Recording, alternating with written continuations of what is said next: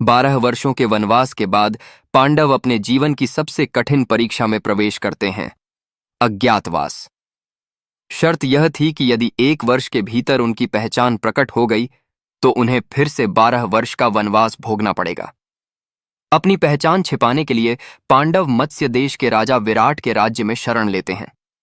धर्मराज युधिष्ठिर कंक नामक ब्राह्मण बनकर राजा विराट की सभा में द्यूत खेलने लगते हैं।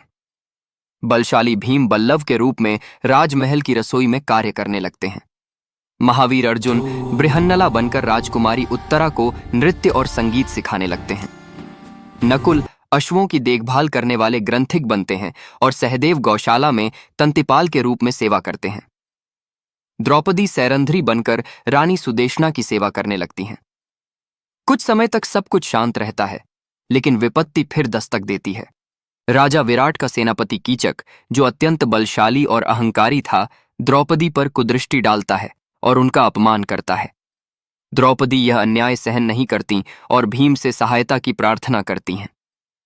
एक रात्रि नृत्यशाला में भीम और कीचक का भीषण संघर्ष होता है।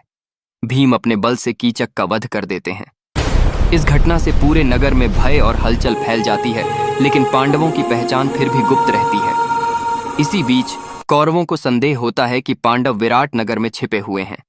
वे मत्स्य देश पर आक्रमण कर देते हैं और गांव को लूट ले जाते हैं। राजा विराट उस समय युद्ध के लिए नगर से बाहर होते हैं। राजकुमार उत्तर भयभीत हो जाते हैं।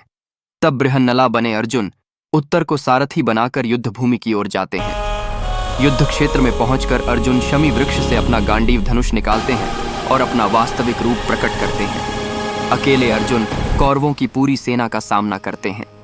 भीष्म, द्रोण, कृपाचार्य और कर्ण जैसे महारथी भी उनके पराक्रम के आगे विवश हो जाते हैं। अर्जुन बिना किसी का वध किए सभी को मूर्छित कर विजय प्राप्त करते हैं। इस प्रकार पांडवों का अज्ञातवास सफलतापूर्वक पूर्ण होता है। जब राजा विराट को सच्चाई का ज्ञान होता है तो वे पांडवों के चरणों में नतमस्तक हो जाते हैं।